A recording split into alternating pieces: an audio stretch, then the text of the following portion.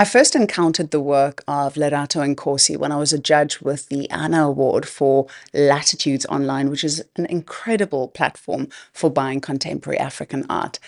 Lerato is Johannesburg based and she works in a different medium. She works with ink and she works with stamps, but I really enjoyed speaking to her about how our upbringing influences how we view art.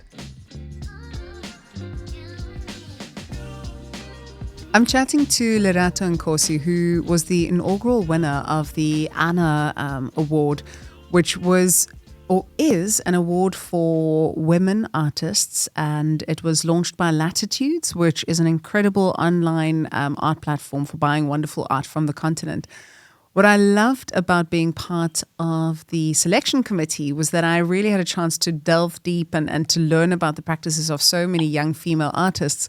And Lerato's work stood out for me from the get-go.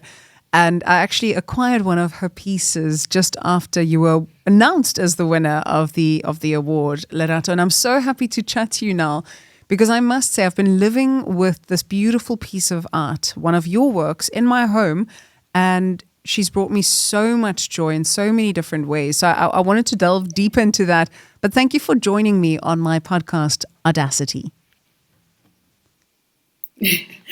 Hi, Joanne. Thank you so much for having me. And thank you for the beautiful introduction and the beautiful words about my work. I'm glad that she's found a home finally because she's been with me for a while. And when you were interested in acquiring her, I was just like, okay, you can go now. No, you raised her for me. She's living with me. She's been a wonderful addition to the family. So I've been enjoying her. Lerato, tell me about you, your practice, there's been so many things that have happened. Of course, I met you 2 years ago, I think it was, and you're currently exhibiting at Momo in Joburg. So I'd love to know about that exhibition. So let's start from the beginning because you've had quite a journey already, and you're a young artist from South Africa that I'm very excited about. Okay. The journey really started in the fashion industry. So I worked part-time in the fashion industry and full-time in the art industry. And those worlds actually feed into each other in ways that I'd never imagined that they would. And I initially started doing fashion art when I was still based in Cape Town. And I was creating garments and painting on them or doing some beadwork on the garments. And I decided to shift and I started painting on canvas. I actually started with acrylic in color, and the works are so different from what they are now. And when I'd made the decision to move to Johannesburg, it was a decision of changing everything drastically, including the way that I was practicing and also the kind of work that I was creating. I was on a journey to find myself and also try to find a deeper meaning of the purpose of why I'm here and also why as a gender, why we are here and what role that we play within the ecosystem. So that's how everything started, and I'm still pursuing that journey of self-discovery and investigating the core meaning of who I am. And what the works have allowed me to do is to talk about things that I wouldn't talk about as an individual, but now I can talk about things using the work and opening up more conversations with different individuals, and that allows for certain conversations to be had in spaces that they would never be had. Absolutely. I think, again, what I love about living with your work is it does evoke conversation. And, the particular piece also that I wanted to acquire, I remembered was sort of this female figure and three female figures underneath. So it was sort of, to me, I saw myself and my three daughters reflected in that, but I wasn't able to acquire that piece, unfortunately. Just tell me, what are some of the key messages that you want to have discussed as a result of your works? Okay. I mainly talk about the journey of self-discovery as a female, and I question a lot of the conscious and unconscious realities that we face, and also the characteristics that have been embedded within us without us actually knowing that we are programmed to be a certain way. And I go back a lot to how I was raised, because I am from a very conservative environment that mainly with a very strong matriarch and a very strong patriarch also that is involved in raising us as the next generation. So I asked myself, were the certain ways that we were raised the right ways, and also along the way, what kind of characteristics did I lose that are making me to be a certain way within the world and how I relate to other individuals. So basically, that's what the work is about. And I investigate the different egos that are within that journey. And yeah. And it's so true. I mean, egos and with that particular piece, and even with washed up memories, I think is what you titled the work that I own. Yeah, washed away. She lives with me. It always feels weird for me to say I own that piece. I just feel that she's currently living with me. There's almost there's a poignant, there's a bit of melancholy, it does push you to think quite a lot, and as you say, you're questioning, were we raised the right way? I think, of course, the intentions of our parents are good, but we were raised to be good girls. And who was it that says good girls seldom go anywhere? You know, I think I saw an interview about somebody saying that good girls don't be a good girl. You know, I think it was a parliamentarian, a female parliamentarian in, was it Uganda or where was it? But the big thing for me with your art, and as a young artist, do you think that you have enough access to platforms where your work is able to be seen? And have you found social media, for example, a good way for you to put your work forward? It's been a challenge, because it's always a case of are you really good enough as an artist to be featured in a show that is like both male and female? Or are you good enough as an artist to just be featured as a female artist in a group show? So in most cases, it's always been like the shows that I get invited to are shows that are mainly female based.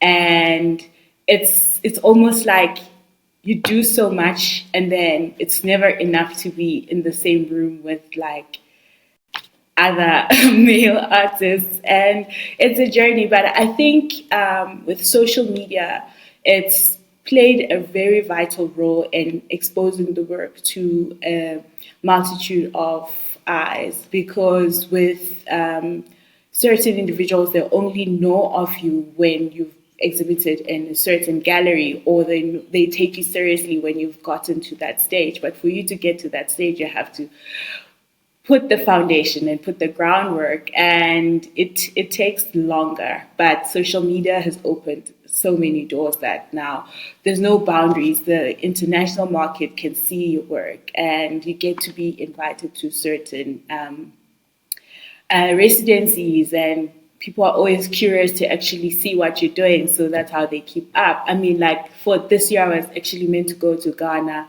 for a residency for 6 months, and it's been pushed back now to 2025, which is like one of the things that allows the work to even have a bigger audience, because now they've seen the work being shown on Instagram. And that's actually, Instagram is one of my favorite apps, because it's just it's so freeing, and also very, very it allows the work to reach to places that I can't make it to get to.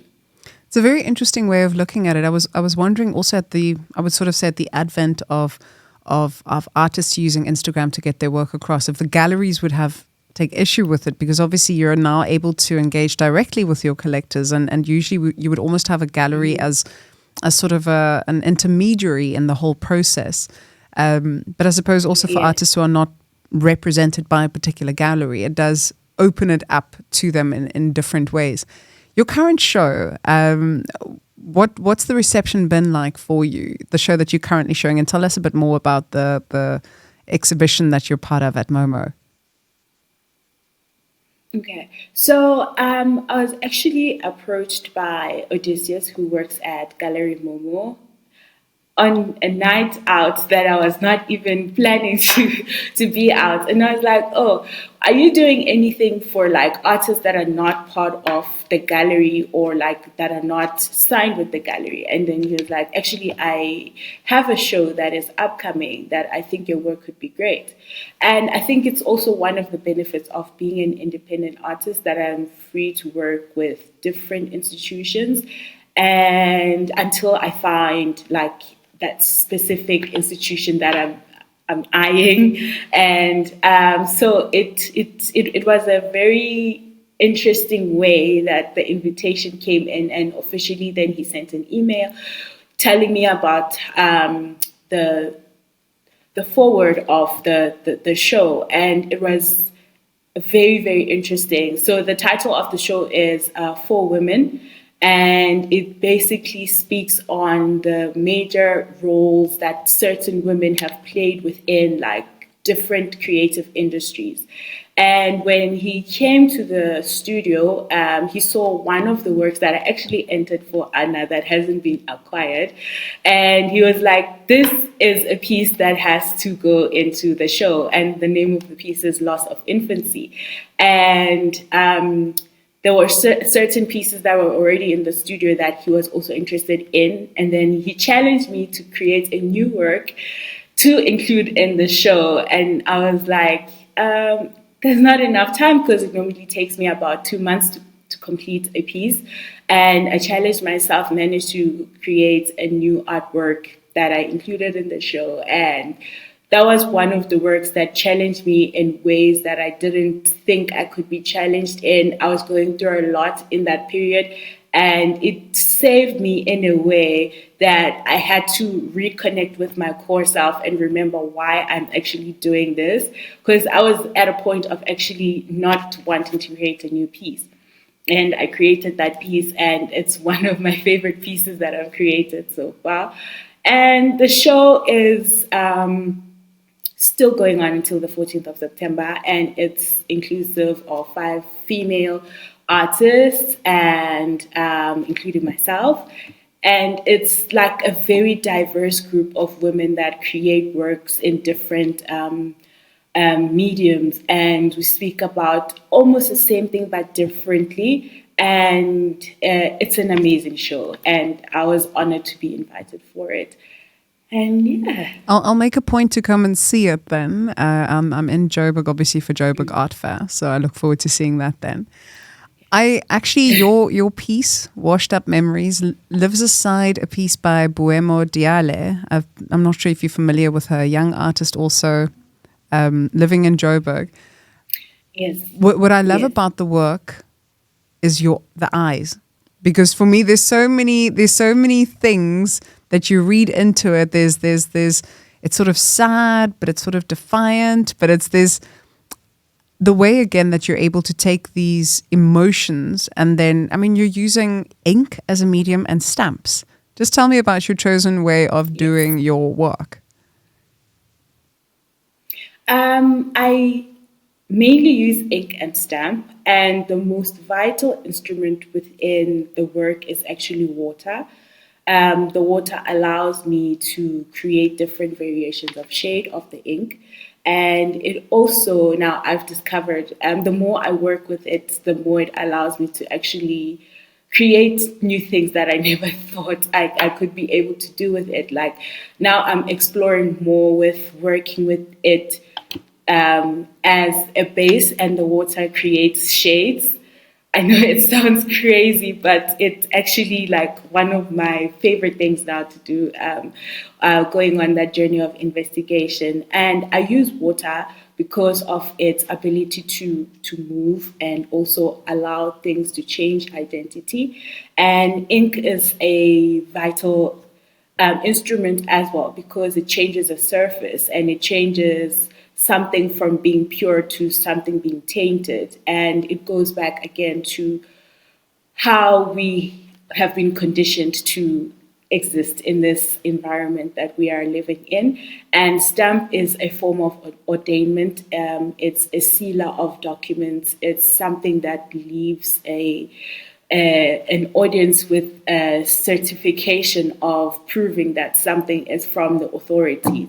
And I put all those three different elements to create the works. And going back to the eyes, the work always has distorted limbs or features, and that goes back also to the distortion of the things that we are living with on our daily basis. And so there's like key messages within the medium, there's key messages within the characteristics of the figures that I use, because I also use different shades of ink, and that goes back to the different masks that we wear in different circumstances and different situations.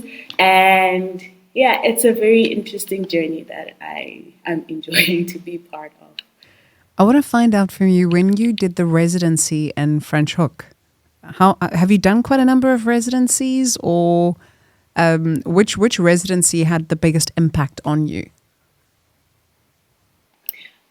So the residency in Franschhoek did not happen because an unfortunate thing happened. The founder of the Anna Award, who's the person who created the Anna feminine products, had been diagnosed with cancer. And so the residency couldn't happen because after I won the award, then she passed on. She was one of But my I dear have friends, been, so I know the story, and I I'm sad that you didn't get a chance to meet her and to stay with her, because I think you really would have connected with her as a woman and as somebody who really, she helps people to find their identities. She also got me a bit more interested in finding my own voice in the art world. So I hope that you, yeah, I'm happy that you were the inaugural winner of the award, because I think that is yeah, quite a testimony to who she was as a person too. I wanted to find out from you also, I'm truly Lerato. grateful. I was so happy to meet you at Joburg Art Fair. I wanted to find out, somebody, I think it was Baldessari, there was a quote saying that artists shouldn't attend art fairs because to watch their dealers and their and the consumer, or the art collectors, they shouldn't. What did they say? For an artist to go to an art fair, it's like watching your parents have sex. You know that it's happening, you just don't want to see it happening. Do you think that? I know I read this, Baldessari said it, but to, to go to art fairs, do you think it's also necessary for artists to be present, to be visible, to interact with their collectors, or what do you think? I mean, you're a new generation of artists as well, so perhaps you see it differently. But do you think it's important for artists to be seen and to almost become their own personalities in this very colorful art world? I'm one not to actually really go to so many things. It's strange that in most cases people know of the work, but they never know of the artist. And I enjoy that a lot because I can separate Lerato as a person from Lerato the artist, because it's two different people. And um, in other cases, if I'm showing at an art fair or at a show, I do attend, but I don't like to stay for too long because I get overwhelmed by crowds. So, I mean, I understand some artists prefer to actually go for these things and create like personalities. It's of recent that I've started sharing images of myself with the work. Initially, I just posted the work and left it as is, and people fall in love with the work and don't even know who creates it. And I've enjoyed that time. The anonymity. I mean, as a fellow introvert, I think we discussed that when we first met. I'm also quite an introvert, So it's interesting. Sometimes you do have to take up the space, but yeah, it's almost nice to assume an alter ego. Just makes it easier to do the separation of self. So, Lerato, what a pleasure chatting to you. And it's been wonderful to watch your career blossoming and see you taking up space. And congratulations again on your exhibition this month and all the best for your future. I look forward to seeing how your star continues to shine brighter and brighter. Thank you very much. Thank you so much, Joanne, for having me, and thank you for a wonderful conversation.